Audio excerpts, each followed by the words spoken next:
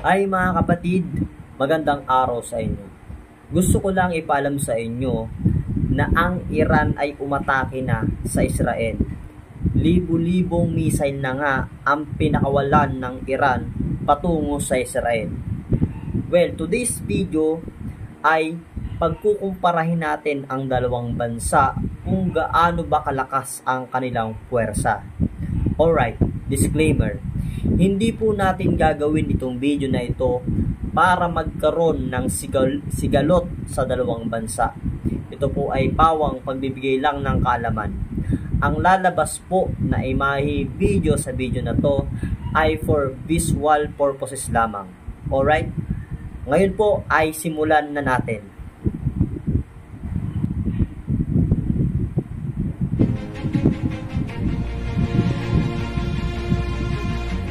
Total nuclear weapons po. Ayun, nakita nyo na. Sa Israel, pagdating sa defense budget, mas malaki po sa kanila.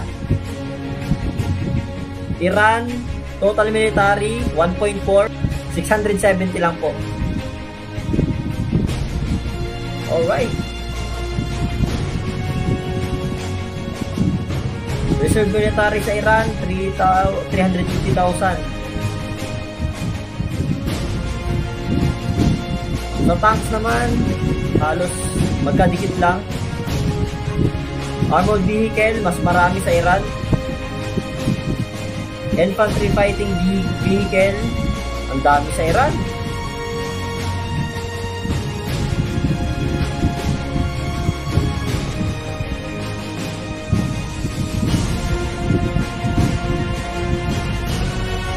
Lamang ang Iran, sorry.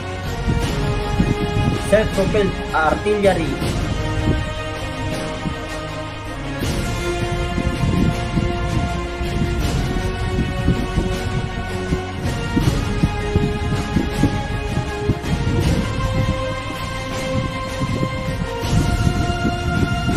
Rocket projectors. Mas lamang pa rin ang Iran. Air Force personnel, lamang ang Israel. Lamang ang Iran. Fighters aircraft, lamang ang Israel.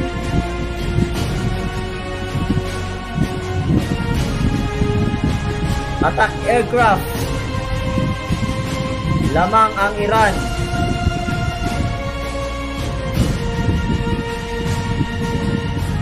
Special mission, lamang ang Israel.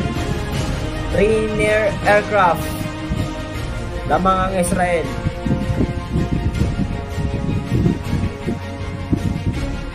Tankers, lamang ang Israel. Bombers, tabla. AWACS, merong 4 ang Israel.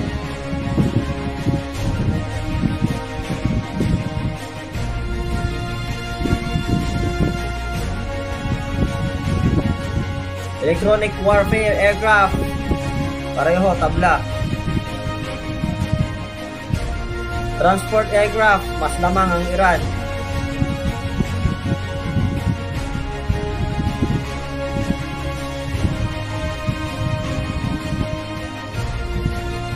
Attack helicopter, mas lamang ang Israel.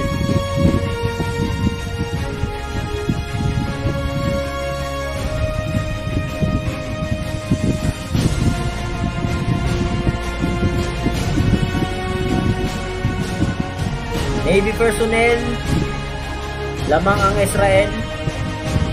Naval fleet strength, lamang ang Iran.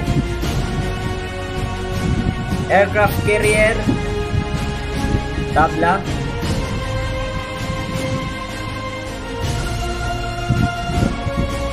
Helicopter carrier, tabla lang. Hoy, lamang dito ang Iran. Corvettes ba tawag yan? Lamang ang Israel. Destroyer. Oy, wala sila pareho. Submarine, lamang ang Iran.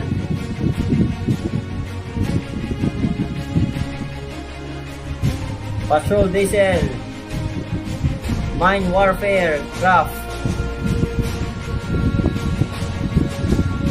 Merchant Marine, oy, lamang ang Iran.